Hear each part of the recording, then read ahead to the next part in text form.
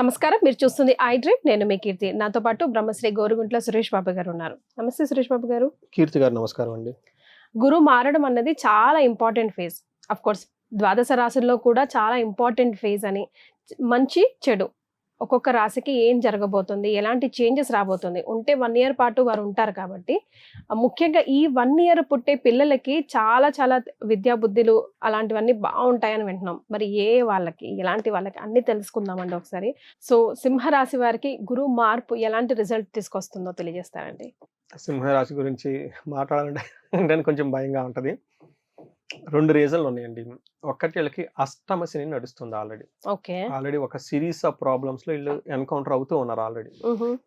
ఈ సింహరాశితో పాటు వాళ్ళ ఇంట్లో నేను పీరియాడికల్ గా చెప్తూ ఉంటాను. నేను రీసెర్చ్ లో చేసిన దాన్ని డే టు డే చాలా జాతకాలు, ఫ్యామిలీ జాతకాలు, హోల్ ఫ్యామిలీ చూపించుకుంటూ ఉంటాను నా దగ్గర. పర్టికులర్ యుఎస్ లో ఎవరైనా ఉంటే వాళ్ళకి బాగా ఉంది, నచ్చింది, కనెక్టెడ్ అనిపించింది అనుకోండి, ఇమీడియట్ గా హోల్ ఫ్యామిలీ చెప్పుకుంటూ ఉంటాను. ఇలా హోల్ ఫ్యామిలీ అంతా చూసినప్పుడు కూడా నా అబ్జర్వేషన్ ఏంటంటేనండి, ఈ సింహరాశితో పాటు వాళ్ళ ఇంట్లో ఎవరైనా ధనుసు రాశి వాళ్ళు ఉన్నా, కుంభరాశి, మీనరాశి, మేషరాశి వాళ్ళు ఉంటే ఆ ఇంట్లో ప్రాబ్లమ్స్ చాలా అధికంగా ఉంటాయండి. ఆ ఇంట్లో ఎవరికి ఏం జరుగుతుంది, ఎలా అవుతుంది ఎవరికి అర్థం కాదు.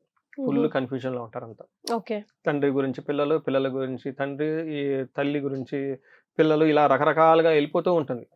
ఫుల్ గా అరుచుకోవటం, గొడవలు పట్టడం, ఒక్కళ్ళకి సరైన ఏకాభిప్రాయం కలవదు ఇంట్లో. కొన్నిసార్లు డ్రాస్టిక్ చాలా సీరియస్ ప్రాబ్లమ్స్ పడే అవకాశం ఉందండి. కొన్ని చెప్పకూడదు, బట్ అవి కూడా జరిగే అవకాశం ఉందండి. చాలా కేర్ఫుల్ గా ఉండాలి. ఈ రాశి గురించి ఆల్రెడీ అష్టమ శనితో బాధపడుతూ ఉన్నారండి. అయితే కొంతలో కొంత వీళ్ళకి గురువు నిన్న మొన్నటి దాకా హెల్ప్ చేశారు. 11th హౌస్ లో ఉండి జాబ్లో కానివ్వండి, పిల్లలకు సంబంధించిన వ్యవహారాలు, కొన్ని విషయాలు గురువు ఇచ్చే కారకత్వాల విషయాల్లో చాలా చక్కగా అనుకూలంగా ఉంది. ఇప్పుడు వీళ్ళకి రాబోయే ప్రాబ్లం ఏంటంటే, గురువు శని అనుకూలంగా లేడు, గురువు కూడాను అనుకూలంగా ఉండరండి, ప్రతికూలంగా ఉండి ఇబ్బందులు వచ్చే అవకాశం ఉంటుంది. అంటే 2 మేజర్ గ్రహాలు వీళ్ళకి అనుకూలంగా లేవు, కేర్ఫుల్ గా ఉండాలి. అందులోనే వీళ్ళకి రాశిలోని కేతు, ఆపోజిట్ లో రాహు ఉన్నారు. అంటే 4 మేజర్ గ్రహాలు వీళ్ళకి అనుకూలంగా లేవండి. వీళ్ళు చాలా సీరియస్ గా కేర్ఫుల్ గా ఉండాలి. లేదంటే వీళ్ళని నమ్మించి మోసం చేసేవాళ్ళు ఎక్కువ ఉంటారు. ఆకాశంలో బ్లూ మూన్ అంటారు చూడండి, అది చూపించేసి చుక్కలను డే టైం చూపించేసి వీళ్ళని మోసం చేసేవాళ్ళు ఎక్కువ ఉంటారు. తద్వారా వీళ్ళు ప్రాబ్లమ్స్ లో పడిపోతారండి. అయితే మనం గురువు స్పెసిఫిక్ గా మాట్లాడుకుంటున్నాం కాబట్టి మన గ్రంథాల్లో ఏమని చెప్పారు, వాటి మీనింగ్ ఎలా మన ఇంటర్ప్రిటేషన్ చేసుకోవాలని చూద్దాం. వీళ్ళకి ఫస్ట్ ఏమంటారంటే శుభమూల వ్యయచ్చైవ. ఒక వెరీ బ్యూటిఫుల్ వర్డ్ అండి, శుభమూల వ్యయచ్చైవ. శుభ కార్యాల గురించి విపరీతంగా ధనం ఖర్చు పెడతారు. అంటే దాన్ని ఎలా అర్థం చేసుకోవాలి? పెళ్ళిళ్ళు, ఫారిన్ వెళ్ళటం, దానికి బ్యాంక్లో లోన్లు అవి తీసుకోవటం, లేదంటే హైయర్ ఎడ్యుకేషన్ గురించి వెళ్ళటము, ఇల్లు కట్టుకోవడం. చాలా మంది ఇల్లు కట్టుకుంటారు. నాకు ఇలా జాతకం వచ్చినప్పుడు ఇల్లు కట్టుకున్నారంటే అవునండి ఇల్లు కట్టుకున్నామని చెప్తారు. ఎలా కట్టుకుంటారు? అప్పులు చేసుకొని ఇల్లు కట్టుకుంటారు, లేదా పెద్ద పెద్ద లోన్లు పెట్టేసుకొని చేసుకుంటారు. అందుకని వచ్చిన శాలరీలో సగం అంతా ఈ ఇట్లా వెళ్ళిపోతూ ఉంటుంది. ఇది శుభమూల వ్యయచ్చైవ అంటారు. అంటే శుభకార్యాలు చేయటం వల్ల విపరీతంగా ధనం ఖర్చు అవుతుంది. ఆ ధనం ఎంత ఇలా స్థాయికి సంబంధించి కంటే 3 times 4 times ఎక్కువ అప్పులు చేసి కట్టేసుకుంటారు. అది ప్రాబ్లం అవుతుంది. నెక్స్ట్ ఏం చేస్తారు? అప్పులు చేస్తారు కదా, మరి అప్పుల వాళ్ళు ఊరుకుంటారు కదా, అవి అడుగుతూ ఉంటారు. నెక్స్ట్ లైన్ లో ఏం చెప్తారు? పాణి విక్రయ దోషణం. చాలా ఇంపార్టెంట్ మాట అండి. అంటే పాణి అంటే మనకి పూర్వకాలంలో పాలు ఇచ్చే ఆవులు, గేదెలు, లేదా బాగా ఉపయోగపడే ఒక అసెట్, లేదంటే మనకి ఇల్లు కట్టుకున్నాం కదా, దానికి కాంపెన్సేట్ చేసుకోవడానికి వేరే ఒక స్థలం అమ్ముకోవటము, లేదంటే ఒక కారు అమ్ముకోవటము, ఉన్న గోల్డ్ జ్యువెలరీ అంతా పెట్టుకోవటము, ఏదో ఒకటి చేసేస్తూ ఉంటారు. తద్వారా ఇంట్లో వాళ్ళు ఒప్పుకోరు కదండి. సహజంగా అమ్ముకుంటే ఎవరు ఒప్పుకోరు, గొడవలు అవుతాయి అనమాట. అందుకని చెప్పేసి విక్రయ దూషణం, అవి అమ్మటం ద్వారా వీళ్ళు దూషించబడతారు, గొడవలు అవుతాయి అని చెప్పుకోవాలి. నెక్స్ట్ ఏం చెప్తారు? స్థాన భ్రష్టత్వం. ఇంత చేసినా గానీ కొన్నిసార్లు వీళ్ళు జాబ్ పోయే అవకాశం ఎక్కువగా ఉంటుంది. అందులోనూ ఈ రాశి వాళ్ళు చాలా జాగ్రత్తగా ఉండాలి. సింహరాశి వాళ్ళు ఖచ్చితంగా జాబులు పోయే అవకాశం ఎక్కువగా ఉంటుంది. దీనితో పాటు దారిద్ర్యం, అంటే ఫైనాన్షియల్ గా ఫుల్ క్రైసిస్ లో పడిపోతారు. అంటే వచ్చే ఆదాయంలో తగ్గిపోతూ ఉంటుంది. ఒక పక్క ఈఎంఐలు, లోన్లన్నీ కట్టుకోవాలి, అప్పులు చేస్తున్నారు, అప్పుల వాళ్ళని తగడుగుతూ ఉంటారు. వీళ్ళు మొత్తం ఒక సూప్ లో పడిపోయి అక్కడక్కడే తిరుగుతూ ఉంటారు. ద్వాదశ స్థానికే గురువు అని చెప్తారు అనమాట.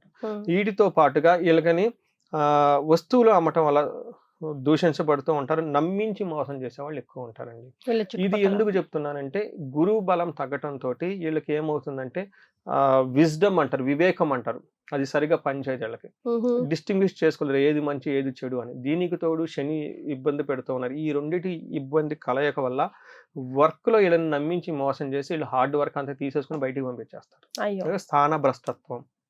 చాలా కేర్‌ఫుల్‌గా ఉండాల్సిన టైం అండి.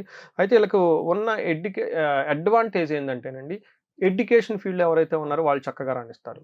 ఓకే. రెండోది లాంగివిటీ. వీళ్ళ ఆయుష్ చాలా బావుంటుంది. అంటే ఈ బాధలన్నీ పడాలంటే వాళ్ళు ఉండాలి కాబట్టి అందుకని ఆయుష్ చాలా స్ట్రాంగ్‌గా ఉంటుంది.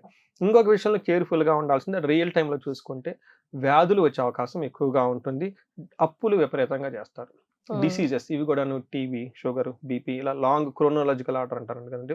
క్రోనికల్ డిసీజెస్ క్రోనికల్ డిసీజ్ అంటారు కదా. ఈ క్రోనికల్ డిసీజెస్ పాపప్ అయ్యే అవకాశం ఉంటుంది. కేర్‌ఫుల్‌గా ఉండటం, డైట్ చేయటం చాలా ఇంపార్టెంట్.